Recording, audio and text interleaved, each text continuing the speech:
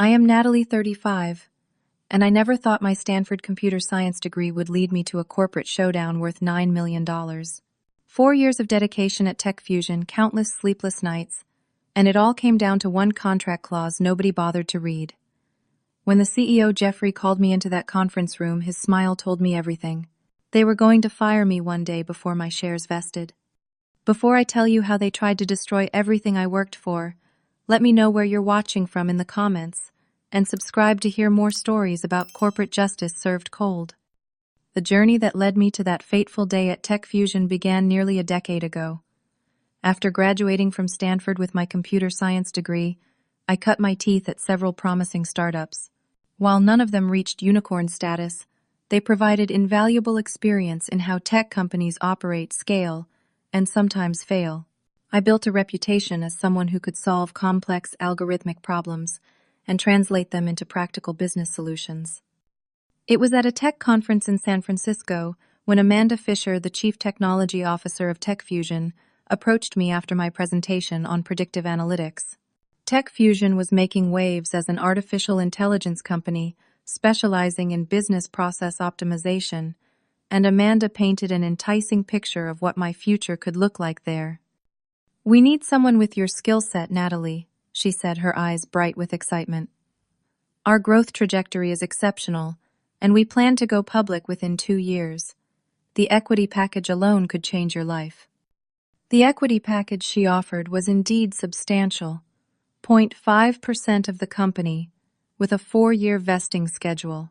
At the time, Tech Fusion was valued at around $400 million, making my potential stake worth about $2 million.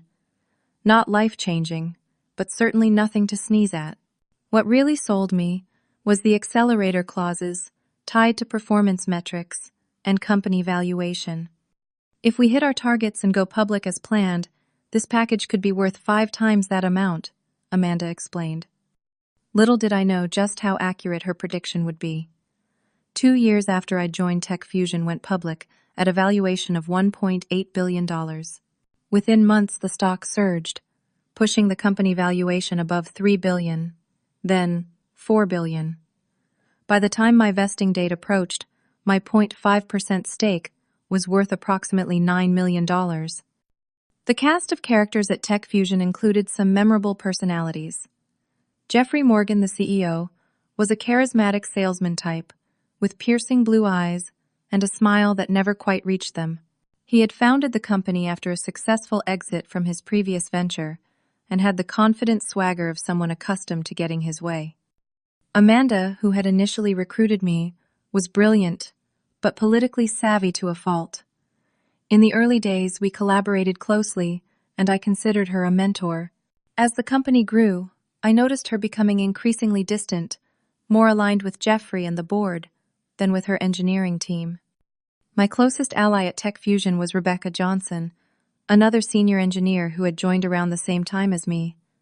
Rebecca was perceptive and straight-talking, never one to sugarcoat reality or play office politics. Her friendship became my anchor as the company culture began to shift. Harold Peterson, the chief financial officer, was a numbers-obsessed executive in his late 50s who viewed engineers as necessary expenses rather than value creators. From day one, I sensed his cold calculation when he looked at me, as if mentally computing my cost to the company versus my output. He and I clashed occasionally over resource allocation for my projects, though I always came armed with data to support my requests. Rounding out the executive team was Vincent Taylor, the HR director, a smooth-talking corporate veteran who seemed to exist solely to execute Jeffrey's vision. He was the kind of person who could deliver terrible news with a smile, all while assuring you it was for the best. My contributions to Tech Fusion were undeniable.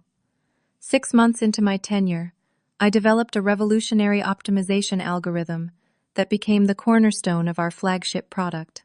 This innovation increased client efficiency by an average of 40%, leading to a massive spike in sales and customer retention. Quarterly revenue jumped by 62% following the release of my algorithm, and I was publicly praised during the all-hands meeting. "The Morgan-Peterson algorithm is changing the game," Jeffrey announced, conveniently naming the technology after himself and Harold, rather than acknowledging its true creator. I let it slide focused on the work, rather than the credit.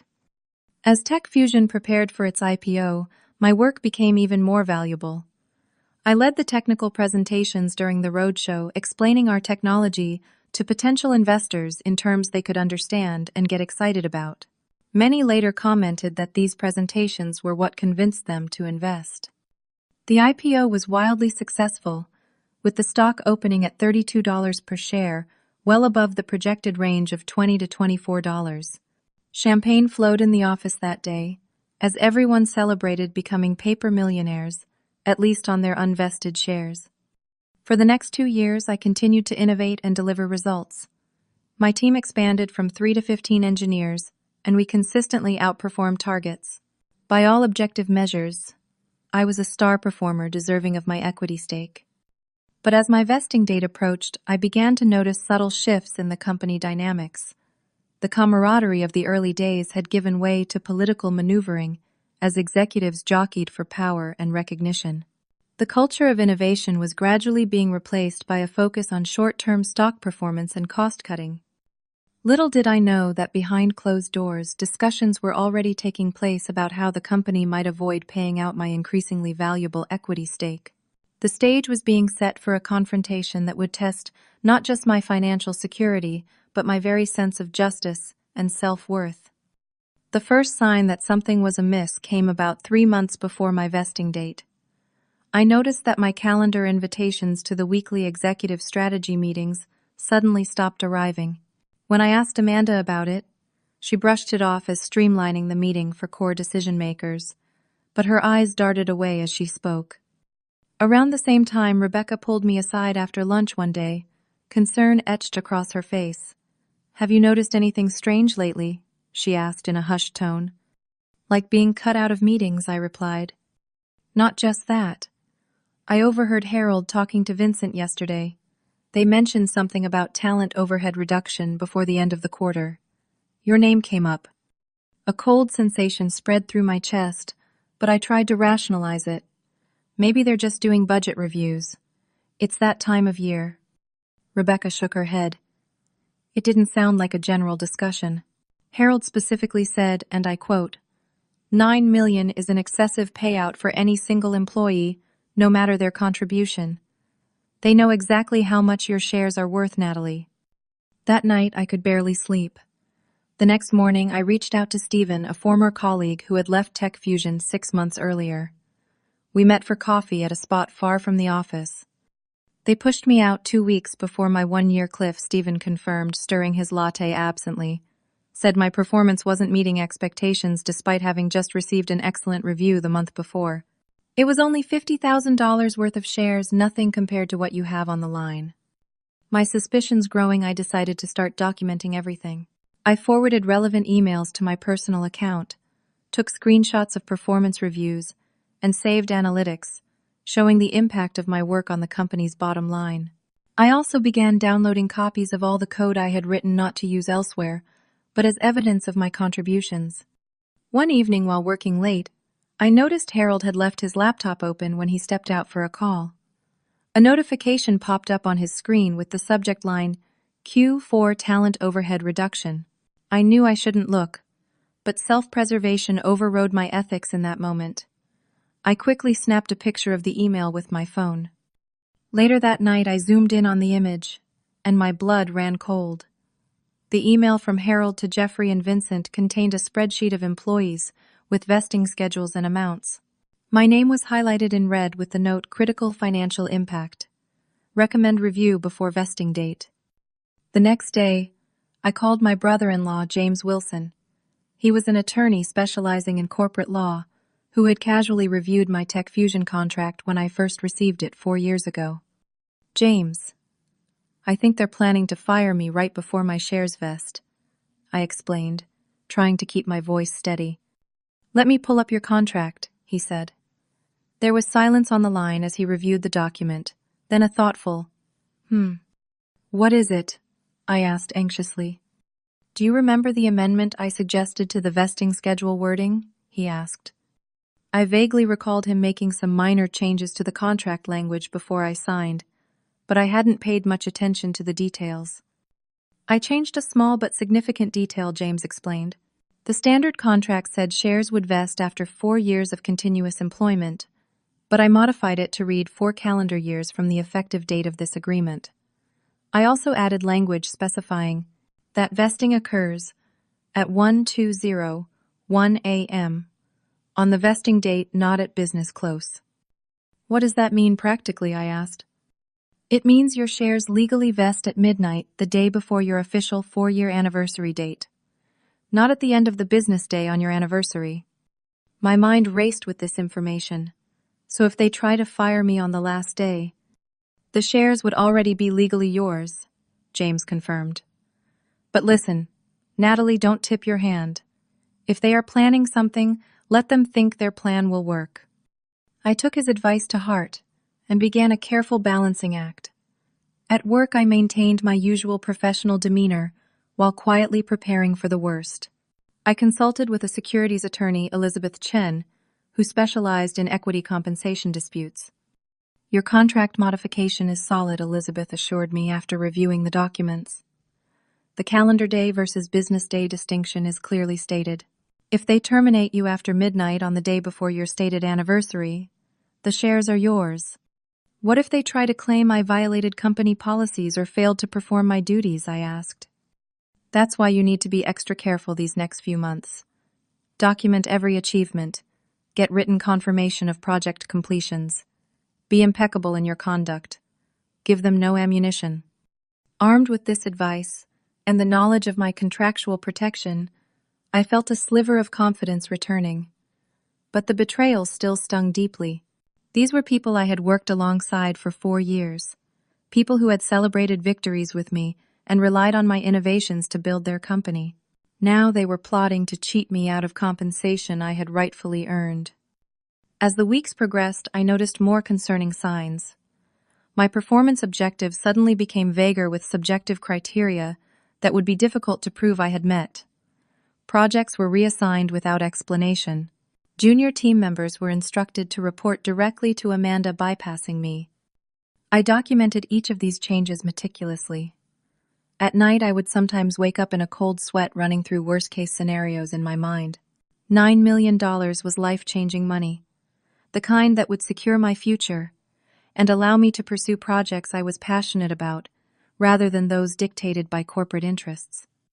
As my vesting date drew nearer, I marked the calendar April 15th. Thanks to James's foresight, my shares would legally vest at 1:20 a.m. on April 14th. I just needed to make it to the end of April 13th without being fired. The countdown had begun. With just 6 weeks remaining until my vesting date, the atmosphere at Tech Fusion became increasingly hostile. What had once been my professional home now felt like enemy territory, with dangers lurking around every corner. The first major escalation came during a quarterly review meeting. Harold presented financial projections that highlighted excessive compensation costs in the engineering department. While he never mentioned me by name, his eyes flicked meaningfully in my direction when he mentioned legacy equity arrangements that no longer align with current market valuations. After the meeting, I approached Amanda, hoping my former mentor might offer some clarity or reassurance. "Is there something I should know about my standing here?" I asked directly. Amanda's discomfort was palpable. She shifted in her seat and wouldn't meet my eyes. "Nothing specific, Natalie. The company is just re-evaluating all compensation structures as we mature post-IPO. Standard procedure." It didn't feel standard when Harold was practically pointing at me while discussing excessive costs, I countered. "You're being paranoid," she said, but her tone lacked conviction. "Just keep doing your job well, and everything will work out as it should." Her choice of words, "as it should," rather than "as it was promised," spoke volumes. The following week, I was blindsided during a product development meeting when Jeffrey announced that my team's latest project would be handed over to a different department to ensure diverse input. This was a project I had conceptualized and led from the beginning, a potential game-changer for our client acquisition strategy. "We appreciate all your foundational work," Natalie, Jeffrey said with that same smile that never reached his eyes. "But fresh perspectives will take it to the next level." I maintained my composure, but inside I was seething. The move made no business sense and would likely delay the project by months as the new team got up to speed. Rebecca found me later in the break room, anger evident in her usually calm demeanor. That was completely uncalled for, she fumed.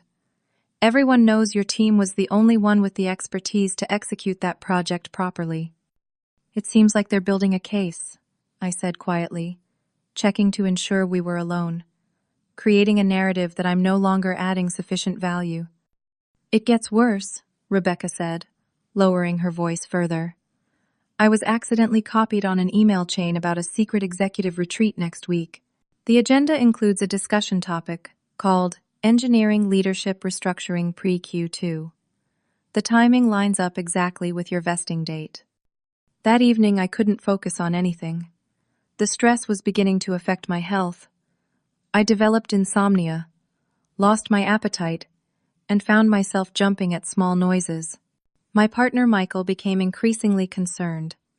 You can't let them do this to you, he said as I pushed food around my plate at dinner. The money is important, yes, but not at the cost of your well-being. It's not just about the money anymore, I admitted. It's the principle. I helped build Tech Fusion into what it is today. My algorithm is still the core of their main product line. They've made hundreds of millions off my work, and now they want to cheat me out of my fair share. Michael took my hand across the table. Then fight them. But do it smart, not just angry. Taking his advice, I called James again to strengthen my legal position. He suggested documenting any tasks I was removed from and projects I was excluded from, creating a paper trail of their apparent effort to diminish my role. I also scheduled a confidential meeting with Elizabeth, the securities lawyer. We met at a coffee shop 20 miles from the Tech Fusion office to avoid any chance encounters. Based on everything you've shared, they're clearly building pretextual justification for termination, Elizabeth said after reviewing my notes. But their timing will be crucial. If they fire you for cause, they might argue that it voids your equity agreement regardless of the date. How do I protect against that? I asked. Continue documenting everything. Be impeccable in your work. And most importantly, do not give them any ammunition.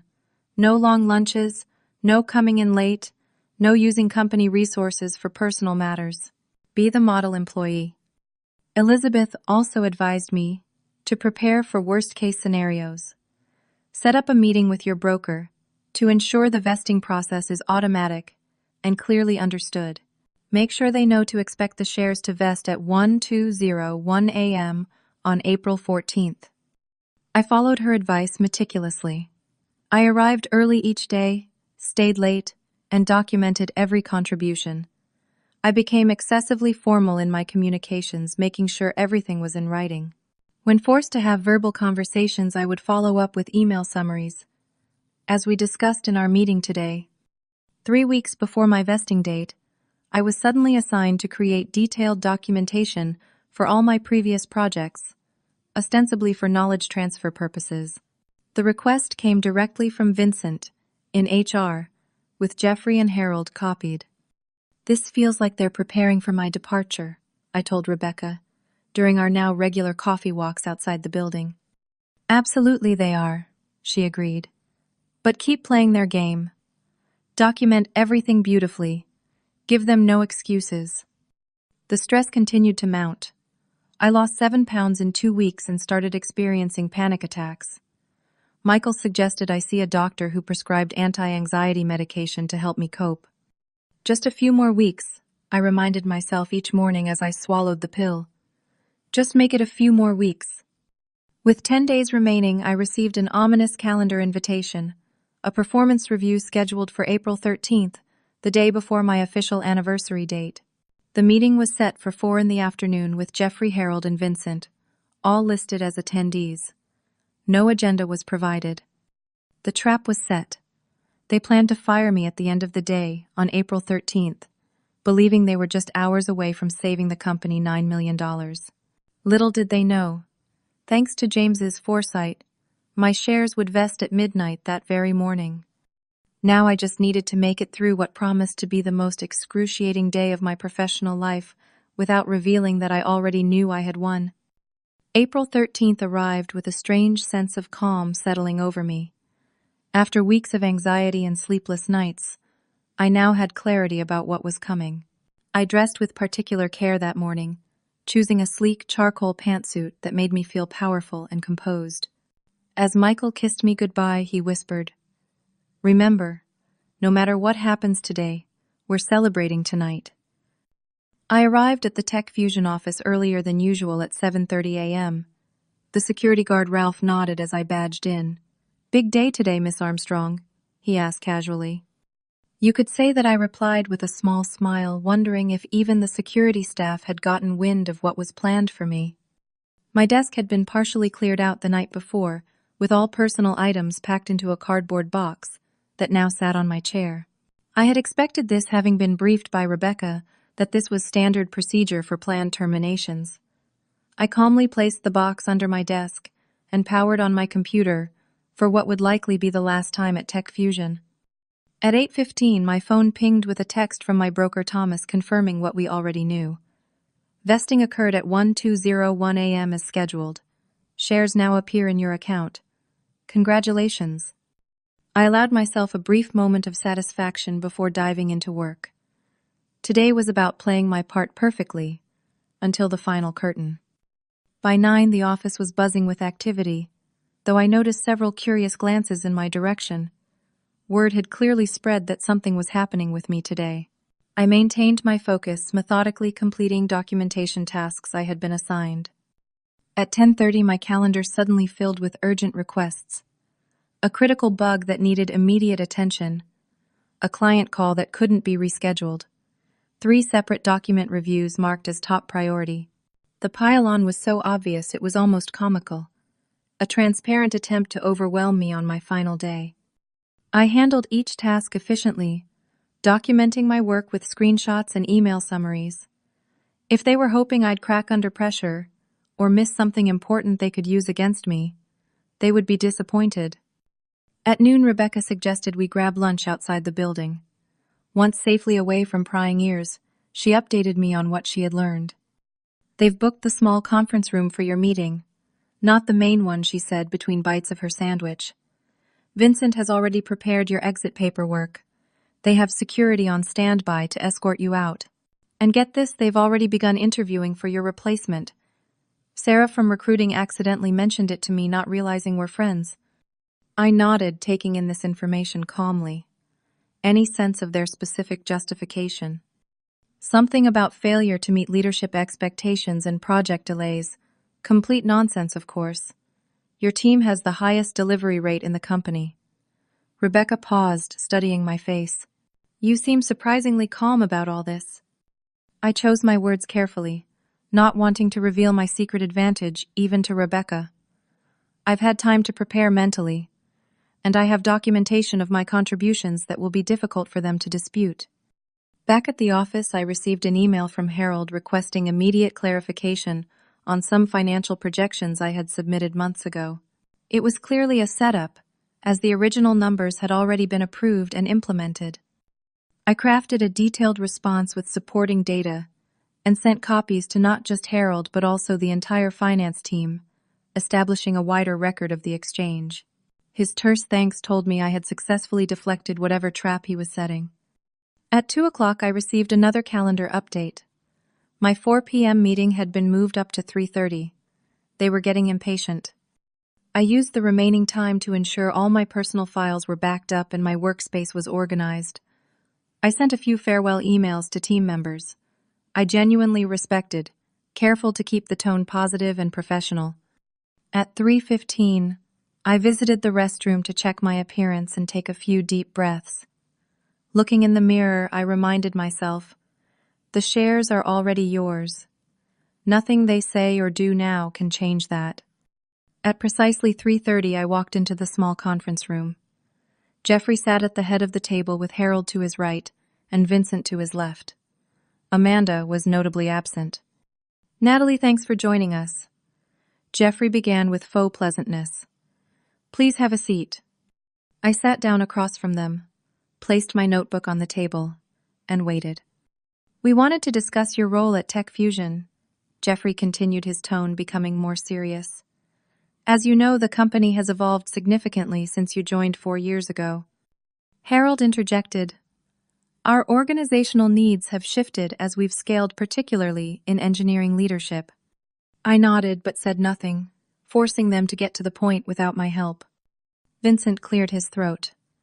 After careful consideration of your recent performance and alignment with company goals, we've made the difficult decision to terminate your employment with Tech Fusion effective immediately. Jeffrey leaned forward, a smirk playing at the corners of his mouth. Sorry to say, but we're firing you, he said, unable to completely hide a note of satisfaction. Your access will be revoked today, and security will escort you to collect your belongings. I maintained a neutral expression, though my heart was racing. May I ask about the specific reasons for my termination? I inquired calmly. Harold jumped in. We've documented several instances of project delays and leadership deficiencies over the past quarter. The specific details are outlined in your termination paperwork. I see, I replied evenly. And when is this termination effective? Immediately, or at the end of today? Effective immediately, Vincent confirmed, sliding a folder across the table. Your final paycheck will include salary through today, but obviously excludes any unvested equity. At this, Jeffrey couldn't contain a small chuckle. Timing is everything in business, isn't it? I took the folder and reviewed the documents inside, taking my time while the 3 men watched expectantly. The paperwork indeed specified that my termination was effective immediately April 13th at the time of signing. Just to confirm, I said, looking up from the papers. You're terminating my employment as of today, April 13th. That's correct, Harold said firmly. 1 day before your 4-year anniversary date. I nodded and signed the documents without comment, sliding the folder back across the table. Vincent looked almost disappointed at my lack of reaction. Security will accompany you to your desk to collect your personal items, he stated. That won't be necessary, I replied. I've already packed them up. I just need to retrieve the box under my desk. Jeffrey raised an eyebrow. You were expecting this. I allowed myself a small smile. Let's just say I like to be prepared. The tension in the small conference room was palpable. As I stood to leave, Jeffrey and Harold exchanged satisfied glances, clearly believing their plan had worked perfectly. Vincent gathered the signed termination papers with methodical precision, placing them back in the folder. I'll escort you to your desk, Vincent offered, his tone professionally detached. Thank you, I replied, maintaining my composure despite the adrenaline coursing through my veins. As we walked through the open office space, I could feel curious eyes following us. Everyone knew what a meeting with the CEO, CFO, and HR director meant, especially when followed by an escort to your desk. Rebecca caught my eye from across the room and gave me a subtle nod of encouragement. At my desk, I retrieved the cardboard box of personal items I had placed underneath that morning. It contained framed photos, a few books, my special coffee mug, and other mementos from 4 years of dedicated work. Harold appeared beside us, apparently unwilling to miss the satisfaction of seeing me leave. I'll need your badge and laptop before you go, he said, extending his hand. I handed over both items without protest. As Harold took the laptop, he couldn't resist adding, "The company appreciates your contributions, but we must always make decisions based on financial prudence." The irony of his statement nearly made me laugh out loud. Instead, I simply nodded. Vincent guided me toward the exit, but before we reached the doors, my phone rang. I glanced at the screen to see it was Thomas, my broker. Under normal circumstances, I would have let it go to voicemail, but today was different. "Excuse me, I need to take this call. It's my financial advisor," I said to Vincent, stepping slightly away. "Natalie, just checking in to confirm. You received my text this morning. The shares have fully vested in your account, as of midnight. Congratulations on joining the $9 million club." Thomas's voice was cheerful and just loud enough that both Vincent and Harold, who was still hovering nearby, could hear. "Yes, I received your message, Thomas. Thank you for confirming that my shares vested at midnight last night. I replied, clearly watching Harold's expression shift from smug satisfaction to confusion. What did you just say? Harold demanded, moving closer. I turned to face him directly. My shares vested at 12:01 a.m. today, as specified in my contract. The vesting was based on calendar days, not business days, and occurred at midnight on the day before my 4-year anniversary date. Harold's face drained of color. That's impossible. The vesting date is April 14th. Yes. And according to my contract, the shares vest at 12:01 a.m. on that date, which was midnight last night. I explained calmly. My brother-in-law is a corporate attorney. He modified that clause before I signed 4 years ago. Vincent frantically pulled out his phone, presumably to check the contract language. Harold was already rushing back toward the conference room where Jeffrey was still waiting.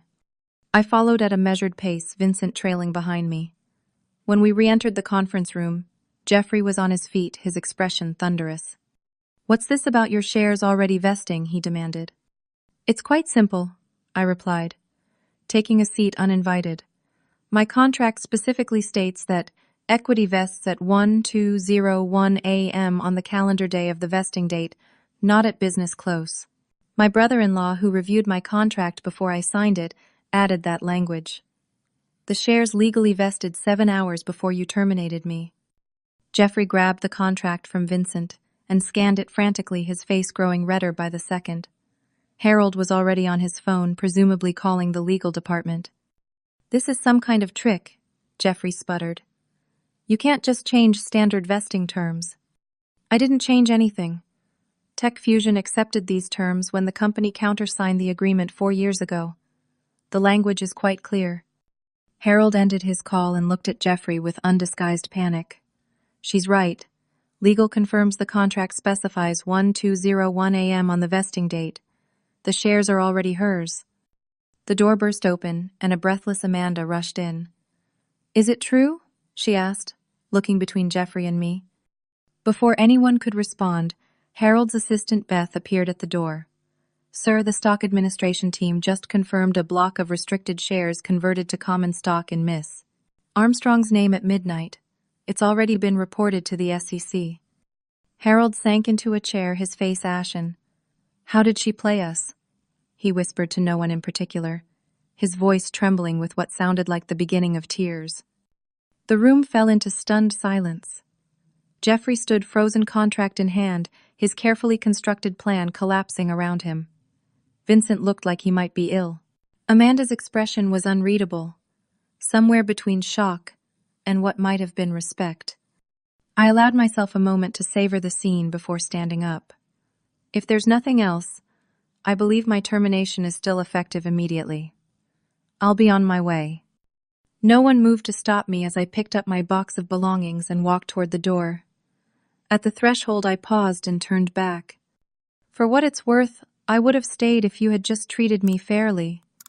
The algorithm that made this company successful could have been just the beginning of what I might have created here. I looked each of them in the eye before concluding. Sometimes the smartest financial decision is simply to honor your commitments. As the door closed behind me, I heard Jeffrey's roar of frustration and the sound of papers being thrown. Walking through the office one last time, head held high with my box of belongings, I caught Rebecca's eye again. She gave me a subtle thumbs up. Outside in the parking lot, my phone pinged with a text message from her. Whatever just happened in there, I heard Harold shouting all the way across the office. Drinks later, you can tell me everything. For the first time in weeks, I smiled a genuine smile. The $9 million was life-changing, certainly, but the satisfaction of outwitting those who had tried to cheat me was in that moment even sweeter. As I placed the box in my car and slid into the driver's seat, I finally allowed myself to feel the full weight of what had just transpired. 4 years of work, countless innovations, late nights, and sacrifices had culminated in this moment of vindication. I had won, but the victory was bittersweet, tainted by the betrayal of people I had once respected and trusted. I started the car and drove away from Tech Fusion for the last time, already thinking about what would come next in my journey.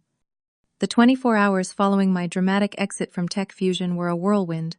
By that evening, my personal email was flooded with messages from former colleagues, some expressing shock, others sharing information about the chaos I had left in my wake.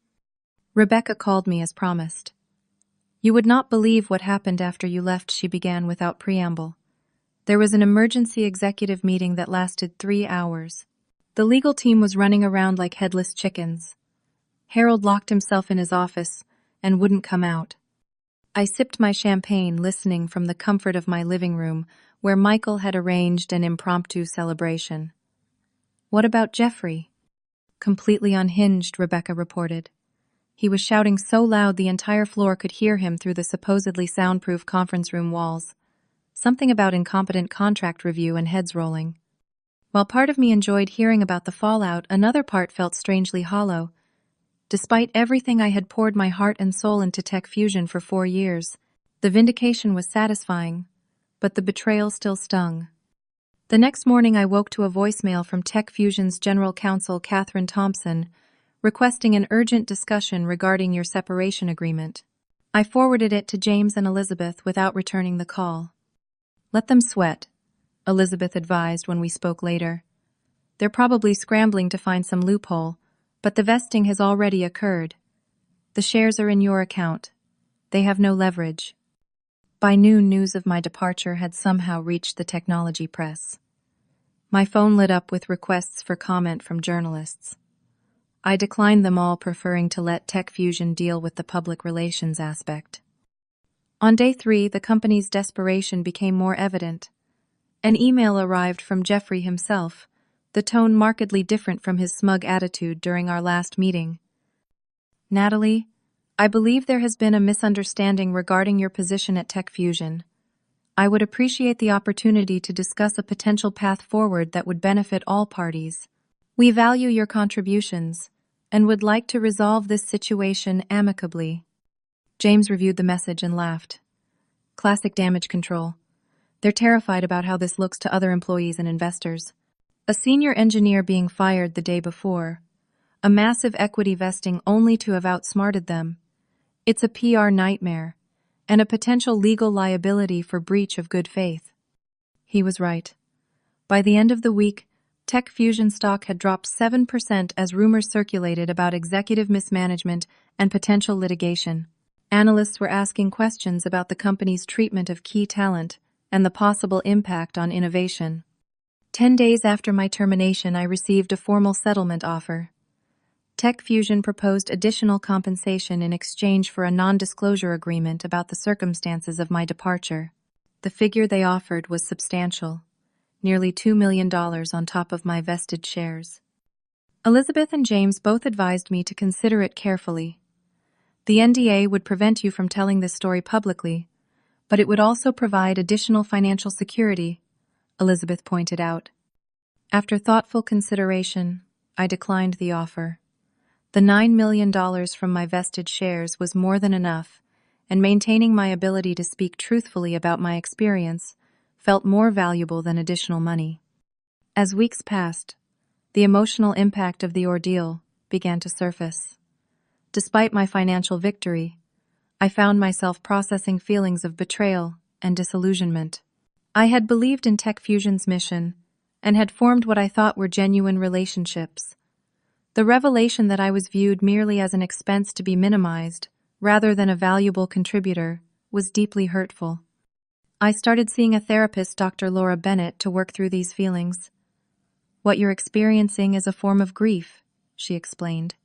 "You're mourning not just the job but the loss of a community and an identity you had built over 4 years. Around the 1-month mark, Amanda reached out via personal email asking to meet for coffee. Against my better judgment, I agreed.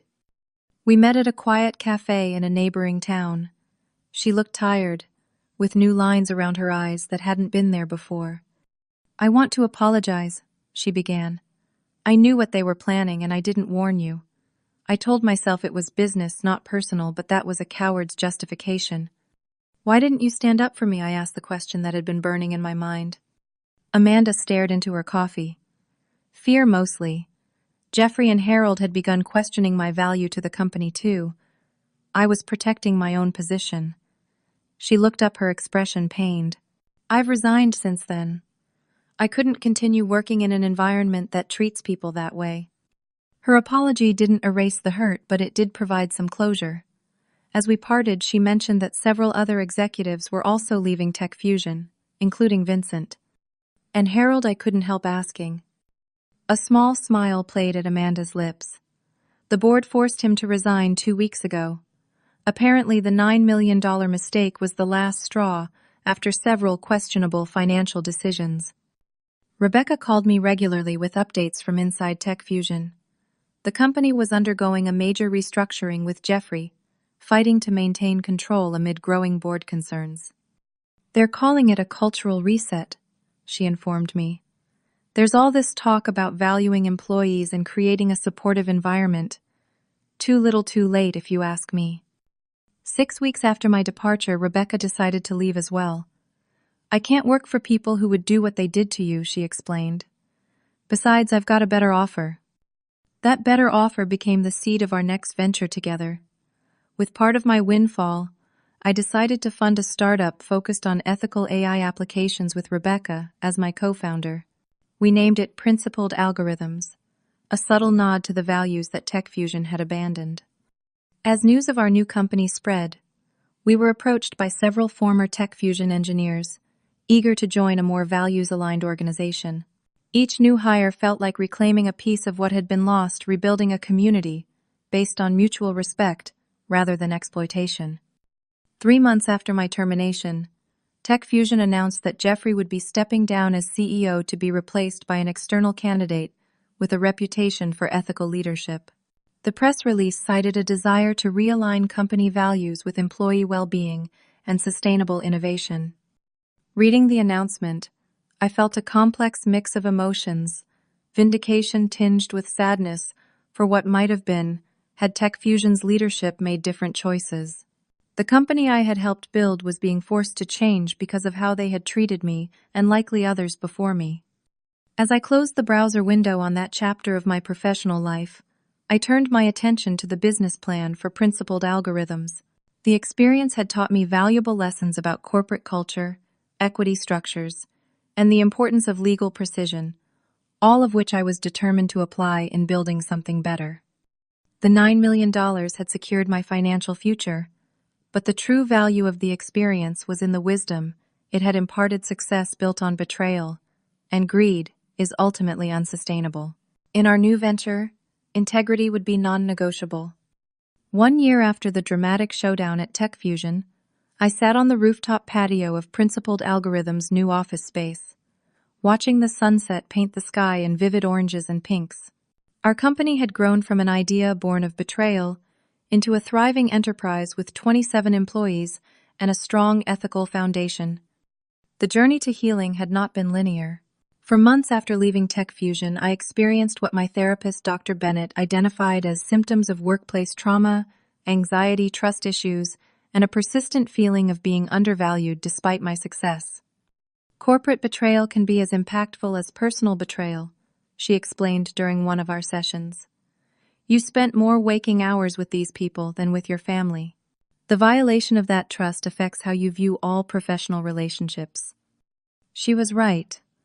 In the early days of Principled Algorithms, I found myself obsessively documenting everything, preparing for betrayals that weren't coming. Rebecca often had to gently remind me that we had created this company precisely to escape that toxic environment. We're not them, Nat, she would say. We're building something different here. Gradually, with professional help and the supportive community we were creating, the hypervigilance began to fade. I learned to trust again, not blindly, but with healthy boundaries and clear expectations. The financial security provided by my Tech Fusion shares allowed me to approach our new venture with patience and intention. Unlike many startups forced to chase rapid growth to satisfy investors, we could focus on building sustainably and in alignment with our values. We implemented transparent equity policies where every employee understood exactly what their shares were worth and when they would vest. Our legal documents were written in plain language, not the deliberately obtuse legalese that often hides inequitable terms. 6 months into our new company, I received an unexpected email from Harold Peterson, Tech Fusion's former CFO. I almost deleted it unread, but curiosity won out. "Natalie," it began, "I owe you an apology. What we attempted to do to you was not just bad business, but morally wrong. The board cited the incident as the primary reason for my termination, but truthfully, I had already lost my way long before that day.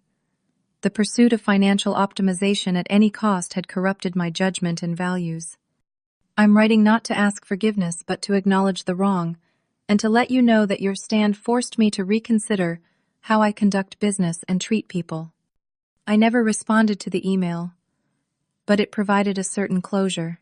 The knowledge that even Harold had recognized the moral bankruptcy of their actions validated what I had known all along. I was not just fighting for money, but for basic fairness and dignity. Our company's first product launch came exactly 1 year after my Tech Fusion departure. We had developed an AI ethics compliance tool that helped organizations identify bias in their algorithms, a direct response to issues I had observed, but been unable to address at my former company. The launch was successful beyond our projections, with several major tech companies signing on as early clients. The industry was finally waking up to the importance of ethical AI development, and we were positioned at the forefront of this movement. As our team celebrated the successful launch, I found myself reflecting on how differently things might have turned out had Tech Fusion simply honored their commitment. The algorithm that made them millions could have been followed by innovations that made them billions. Amanda, who had become an occasional mentor to our growing company, summarized it perfectly during one of our coffee meetings. Their short-sightedness cost them far more than $9 million. It cost them their best innovator, their ethical compass, and ultimately their leadership positions. Tech Fusion was still operating, but its stock had never fully recovered from the executive exodus and the cultural damage that had been exposed. They had recently been surpassed by a competitor, using technology remarkably similar to what I had been developing before my departure. Using part of my windfall, I established a scholarship fund for women in technology, focusing particularly on business and legal education, alongside technical skills. I wanted to ensure that the next generation of female engineers would understand not just how to build amazing technology, but how to protect their interests in the companies that profited from their innovations. The scholarship's first recipient, a brilliant computer science student named Jasmine Taylor, reminded me of myself at that age, passionate and trusting.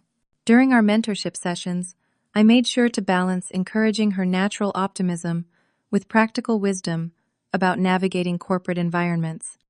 Technical skills alone aren't enough, I would tell her. Understanding the business and legal aspects of technology is what ultimately protects your ability to create on your own terms.